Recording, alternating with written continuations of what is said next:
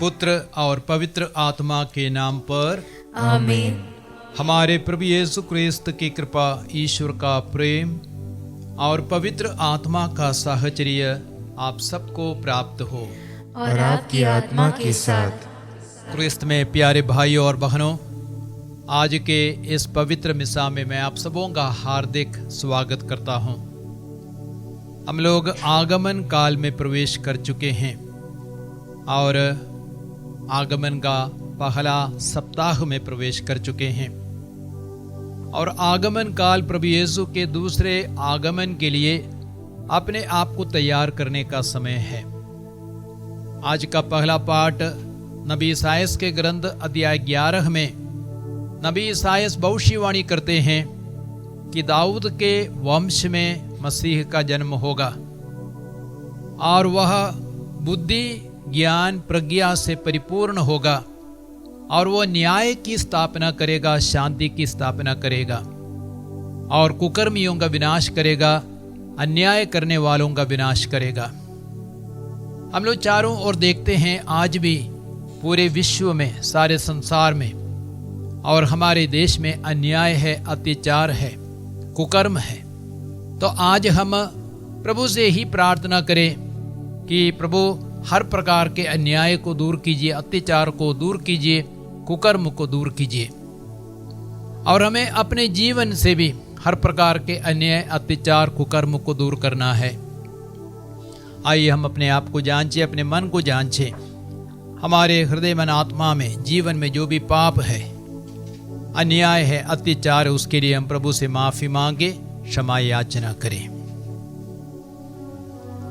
हे भाई और बहनों, मैं सर्वशक्तिमान ईश्वर और आप लोगों के सामने स्वीकार करता हूँ कि मैंने मन, वचन और कर्म से तथा अपना कर्तव्य पूरा न करने से, अपने कसूर से, अपने भारी कसूर से घोर पाप किया है। इसलिए मैंने तुम्हारी धन्य मरियम से, सब स्वर्गदूतों, संतों और आप लोगों से, हे भाई और बहनों, विनती करता हूँ कि आप लोग मेरे लिए प्रभु ईश्वर से प्रार्थना करें। सर्वशक्तिमान ईश्वर हम लोगों पर दया करे और हमारे पाप क्षमा कर हमें आनंद जीवन प्रदान करे। आमीन। हे प्रभु दया कर, हे प्रभु दया कर, हे क्रिस्त दया कर, हे क्रिस्त दया कर, हे प्रभु दया कर। हे प्रभु दया कर। हम प्रार्थना करें। हे प्रभु ईश्वर, हमारा निवेदन सुन और दयापूर्वक हमारी सहायता कर।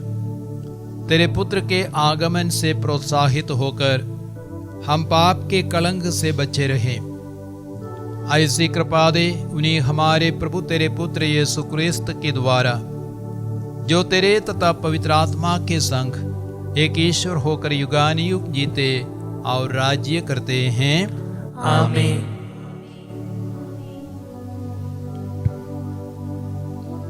प्रभु आपको आशीर्वाद दे। प्रभु के वचन की घोषणा करने के लिए पवित्र आत्मा का अभिषेक प्रदान करें, पिता, पुत्र, पवित्र आत्मा के नाम पर।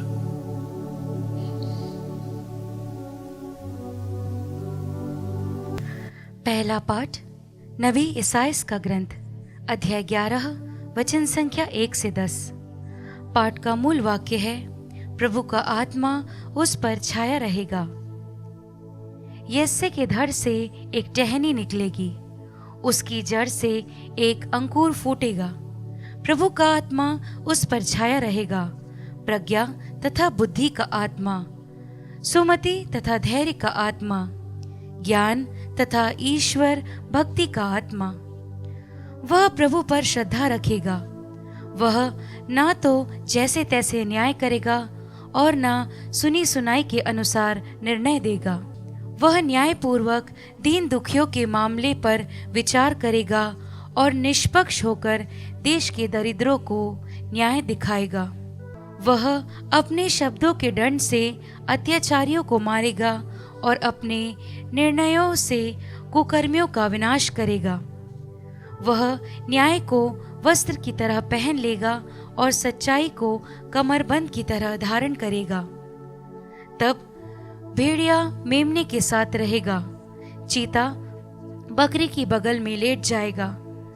बछड़ा तथा सिंह शावक साथ साथ चरेंगे और बालक उन्हें हाँक कर ले चलेगा। गाय और रीछ में मेल मिलाप होगा और उनके बच्चे साथ साथ रहेंगे। सिंह बैल की तरह भूसा खाएगा। दूध मुहा बच्चा नाक के बिल के पास खेलता रहेगा और बालक करैत की बांबी में हाथ डालेगा। समस्त पवित्र पर्वत पर कोई भी न तो बुराई करेगा और न किसी की हानि, क्योंकि जिस तरह समुद्र जल से भरा है उसी तरह देश प्रभु के ज्ञान से भरा होगा। उस दिन यिशै की संतति राष्ट्रों के लिए एक चिन्ह बन जाएगी। सभी लोग उसके पास आएंगे और उसका निवास महिमामय होगा। प्रभु की वाणी। ईश्वर को धन्यवाद। भजन अनुवाक्य। उनके राज्यकाल में न्याय फलेगा फूलेगा और अपार शांति सदा सर्वदा छाई रहेगी। उनके राज्यकाल में न्याय फलेगा फूलेगा और अपार शांति सदा सर्वदा छाई रहेगी। हे ईश्वर, राजा को अपना न्याय अधिकार, राजपुत्र को अपनी न्याय प्रियता प्रदान कर, जिससे वह तेरी प्रजा का न्याय पूर्वक शासन करे और पद दलितों की रक्षा करे। अनुवाक्य। उनके राज्यकाल में न्याय फलेगा फूलेगा और अपार शांति सदा सर्वदा छाई रहेगी। उनके राज्यकाल में न्याय फलेगा फूलेगा और अपार शांति सदा सर्वदा छाई रहेगी। उनका राज्य एक समुद्र से दूसरे समुद्र तक, पृथ्वी की सीमांतों तक फैल जाएगा। अनुवाक्य। उनके राज्यकाल में न्याय फलेगा फूलेगा और अपार शांति सदा सर्वदा छाई रहेगी। वह दुहाई देने वाले दरिद्रों और पद दलितों की रक्षा करेगा। वह निस्सहाय और दरिद्र पर तरस खाकर पद दलितों के प्राण बचाएगा। अनुवाक्य। उनके राज्यकाल में न्याय फलेगा फूलेगा और अपार शांति सदा सर्वदा छाई रहेगी। जय घोष। हालेलुया। देखो, हमारा प्रभु सामर्थ के साथ आएगा और अपने सेवकों की आंखों को ज्योति प्रदान करेगा। हालेलुया।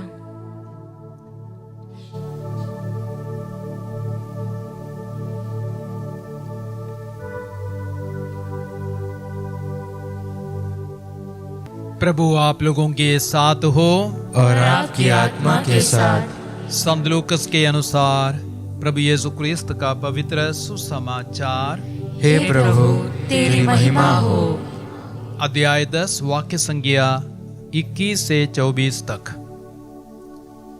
यीशु ने पवित्र आत्मा से परिपूर्ण होकर आनंद के आवेश में कहा, हे पिता, हे स्वर्ग और पृथ्वी के प्रभु, मैं तेरी स्तुति करता हूँ, क्योंकि तूने इन सब बातों को ज्ञानियों और समझदारों से छिपाकर मेरे बच्चों के लिए प्रकट किया है। हाँ पिता, यही तुझे अच्छा लगा। मेरे पिता ने मुझे सब कुछ सौंपा है। पिता को छोड़कर यह कोई भी नहीं जानता कि पुत्र कौन है, और पुत्र को छोड़कर यह कोई भी नहीं जानता कि पिता कौन है। केवल वही जानता है जिसके लिए पुत्र उसे प्रकट करने की कृपा करे। तब उन्होंने अपने शिष्यों की ओर मुड़कर एकांत में उनसे कहा, धन्य है वे आंखें जो यह सब देखती है जिसे तुम देखते हो, क्योंकि मैं तुमसे कहता हूं, तुम जो बातें देख रहे हो उन्हें कितने ही नबी और राजा देखना चाहते थे, परंतु उन्होंने उनको देखा नहीं। और जो बातें तुम सुन रहे हो वे उनको सुनना चाहते थे, परंतु उन्होंने उनको सुना नहीं। प्रभु यीशु का पवित्र सुसमाचार। हे क्रिस्त, तेरी स्तुति हो। क्रिस्त में प्यारे भाइयों और बहनों, आप लोगों ने पहला पाठ सुना नबी ईसायाह के ग्रंथ अध्याय 11 वाक्य संख्या 1 से 10 तक में।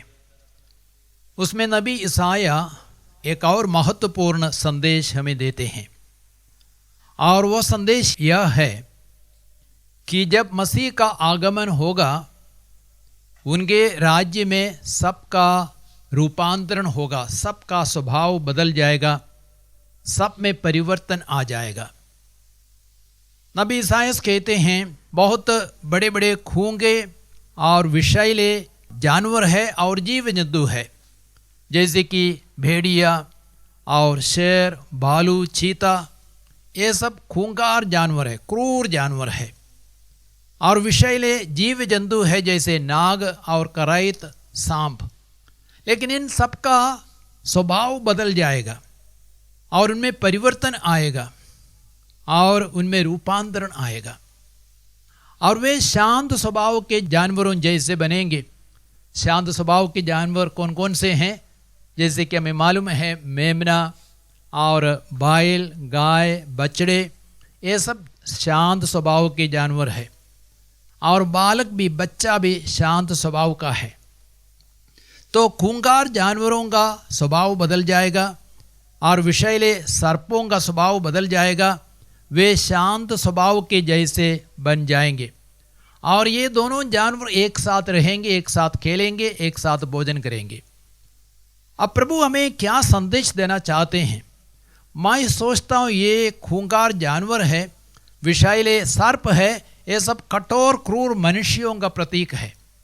तो यीशु मसीह के दूसरे आगमन के समय इन सभी चीज़ों में परिवर्तन आएगा, सभी मनुष्यों में परिवर्तन आएगा। कठोर क्रूर स्वभाव के मनुष्य शांत स्वभाव के बन जाएंगे, उनका रूपांतरण होगा, उनमें परिवर्तन आएगा। और कठोर क्रूर मनुष्य बहुत ही शांत स्वभाव के बन जाएंगे, और उनमें नम्रता आएगी, उनमें प्रेम आएगा, उनमें शांति रहेगी। मसीह के राज्य में कोई भी अत्याचार नहीं होगा, हिंसा नहीं होगी, अन्याय नहीं होगा, लेकिन मेल प्रेम से, शांति से सबके सब भर जाएंगे। और आज का सुसमाचार लूकस के सुसमाचार अध्याय 10 वाक्य संख्या 21 से 24 तक से दिया गया है। वहाँ पे हम लोगों ने यही सुना कि प्रभु यीशु अपने स्वर्गीय पिता की स्तुति करते हैं और कहते हैं, हे पिता, मैं तुझे धन्यवाद देता हूँ, तेरी स्तुति करता हूँ, क्योंकि तूने इन सभी बातों को ज्ञानियों से छिपाकर मेरे बच्चों पर प्रकट किया है, यही तुझे अच्छा लगा।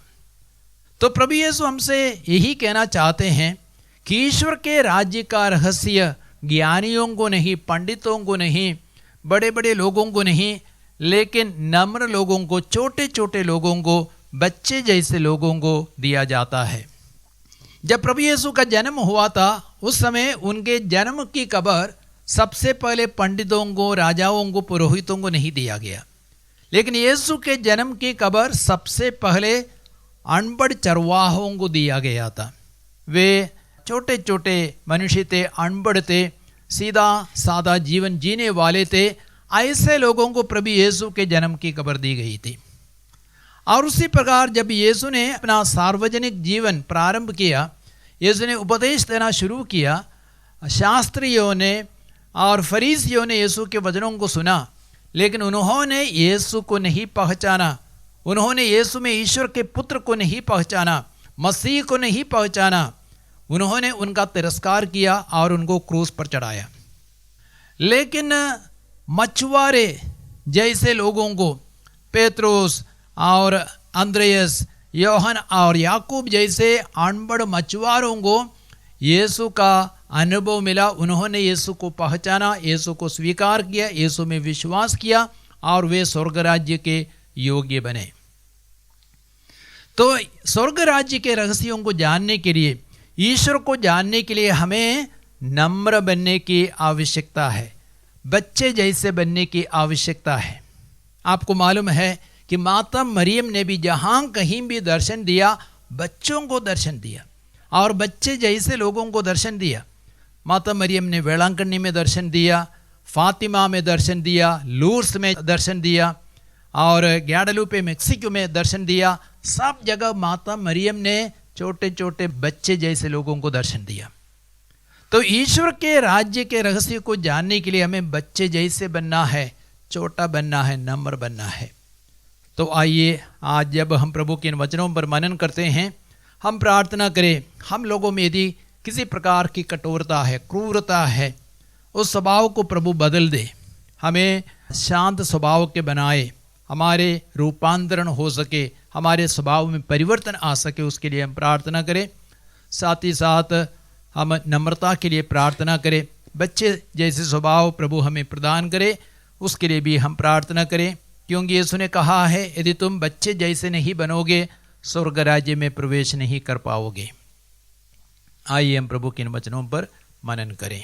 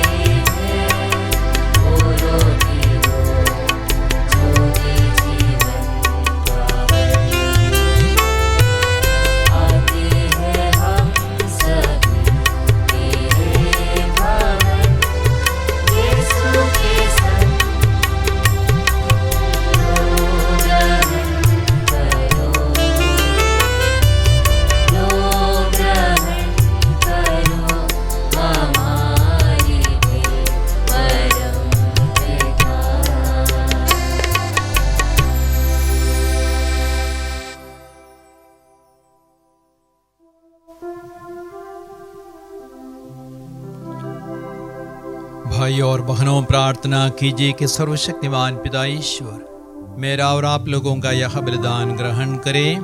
प्रभु अपने नाम की स्तुति तथा महिमा के लिए और हमारे तथा अपने समस्त पवित्र कलीसिया के लाभ के लिए आपके हाथों से बलिदान स्वीकार करें।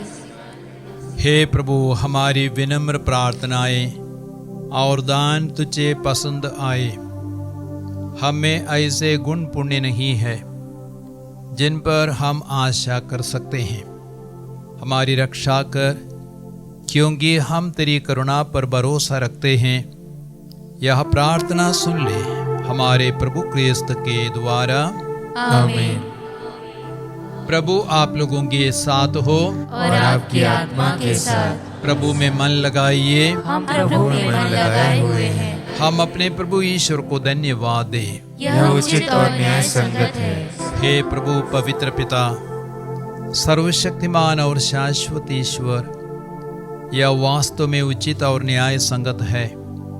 हमारा कर्तव्य तथा कल्याण है कि हम सदा और सर्वत्र अपने प्रभु क्रिस्त के द्वारा तुझे धन्यवाद दें। अपने प्रथम आगमन पर इन्होंने दीन मानव बनकर तेरी आदि योजना पूरी की और हमारे लिए अनंत मुक्ति का मार्ग फिर से खोल दिया। जब ये न्याय के दिन महिमा और प्रताप के साथ पधारेंगे, तब हमें वह मुक्ति प्राप्त हो जाए जिसकी प्रतीक्षा हम बड़ी उत्सुकता से कर रहे हैं। इसलिए दूतों और महादूतों, सिंहासन और साम्राज्य, स्वर्गिक सेनाओं और शक्तियों के साथ मिलकर हम अनंत काल तक तेरा महिमा गान करते हैं।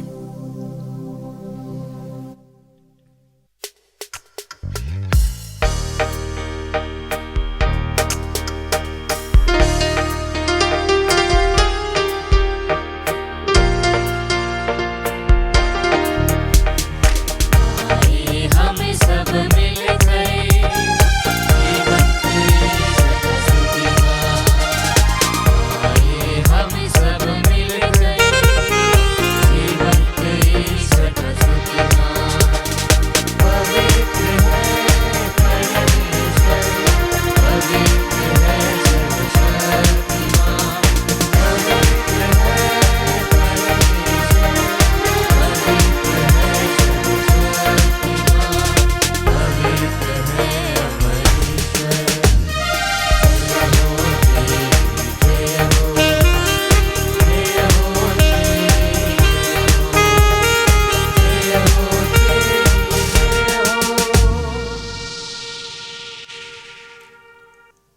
हे प्रभु, तू वास्तव में पवित्र है, सारी पवित्रता का स्रोत है।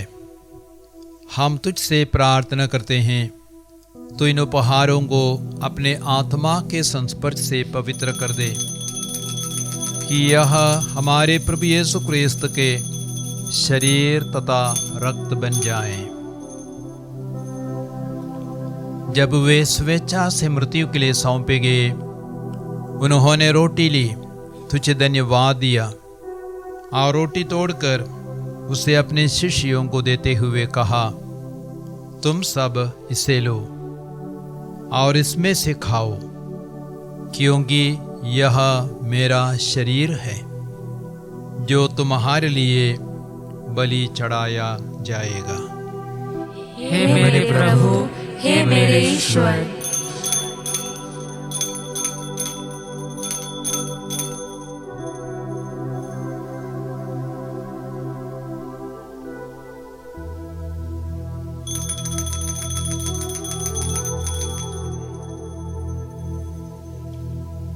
इसी भांति भोजन के बाद उन्होंने कटोरा लिया, तुझे धन्यवाद दिया और उसे अपने शिष्यों को देते हुए कहा, तुम सब इसे लो और इसमें से पियो, यह मेरे रक्त का कटोरा है, नवीन और अनंत व्यवस्थान का रक्त, जो तुम्हारे और बहुतों के पापों की क्षमा के लिए बहाया जाएगा।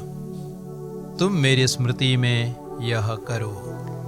हे मेरे प्रभु, हे मेरे ईश्वर।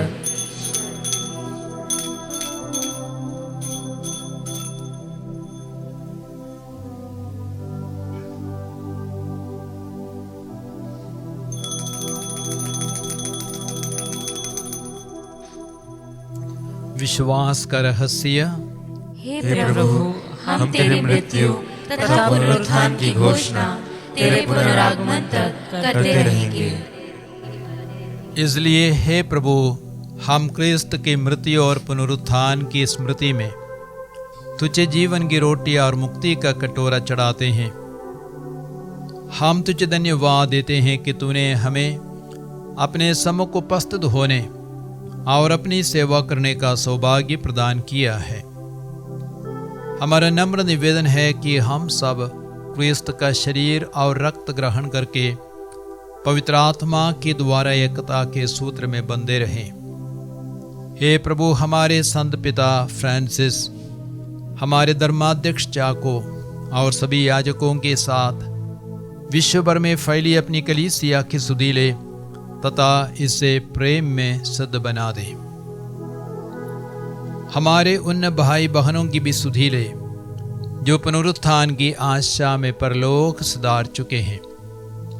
उन्हें और सभी मृतकों को अपने दर्शन का सौभाग्य प्रदान कर हम सब पर दया दृष्टि डाल कि हम भी अनंत जीवन के सहभागी बने और ईश्वर की माता धन्य कुमारी मरियम, उनके वर्धनी योसेफ, धन्य प्रेरितों तथा सब संतों के साथ जो युग युग में तेरे प्रति विश्वस्त बने रहे, तेरी स्तुति और महिमा कर सके, तेरे पुत्र यीशु क्रिस्त के द्वारा।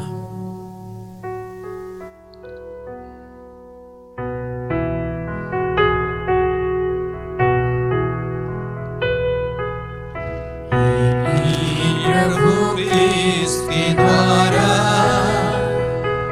इन्हीं के साथ और इन्हीं में हे सर्वशक्तिमान पिता ईश्वर, पवित्र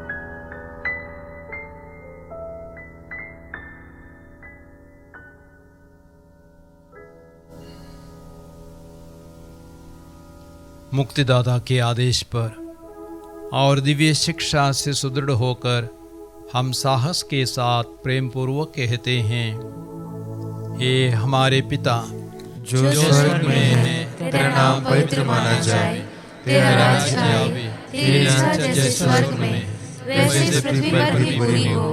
हमारा प्रतिदिन का आहार आज हमें दे, और हमारे अपराध हमें क्षमा कर, जैसे हम भी अपने अपराधियों को क्षमा करते हैं, और हमें परीक्षा में न डाल, परंतु बुराई से बचा।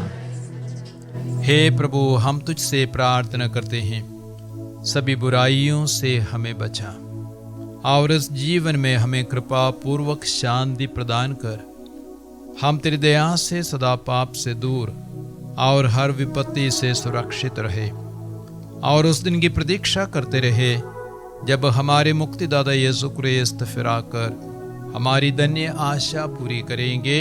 क्योंकि तेरा राज्य, तेरा सामर्थ्य और तेरी महिमा अनंत काल तक बनी रहती है। हे प्रभु यीशु क्रिस्त, तूने अपने प्रेरितों से कहा है, मैं तुम्हारे लिए शांति छोड़ जाता हूँ, अपनी शांति तुम्हें प्रदान करता हूँ। तू हमारे पापों पर नहीं, अपनी कलीसिया के विश्वास पर दृष्टि डाल और कृपा पूर्वक उसे शांति तथा एकता प्रदान कर। तू युगानुयुग जीता और राज्य करता है। आमीन। प्रभु की शांति सदा आप लोगों के साथ हो और आपकी आत्मा के साथ। परस्पर शांति अभिवादन कीजिए।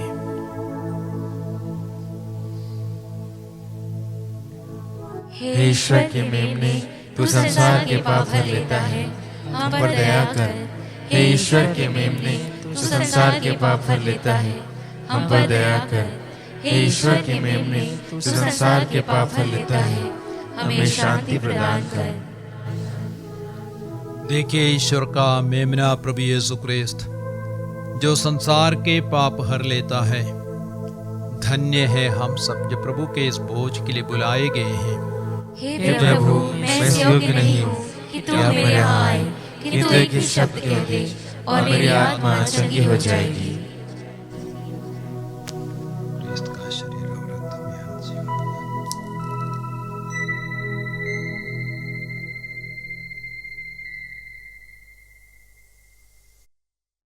हे मेरे प्रभु यीशु, मैं सारे हृदय से विश्वास करती हूँ कि आप पवित्र यूकरिस्तीय संस्कार में उपस्थित हैं।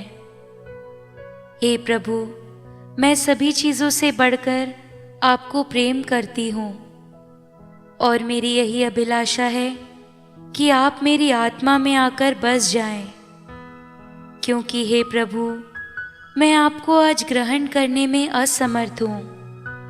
हे प्रभु, आध्यात्मिक रूप से आकर मेरे हृदय में समा जाइए। हे यीशु, मैं आज आप में एक होना चाहती हूँ और आप में समा जाना चाहती हूँ।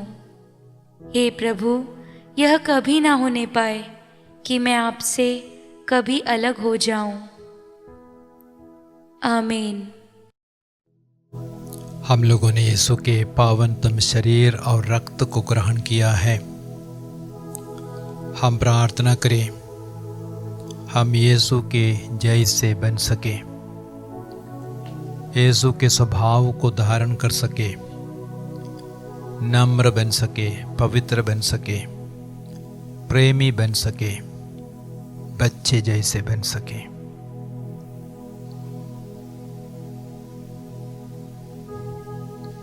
हम प्रार्थना करें।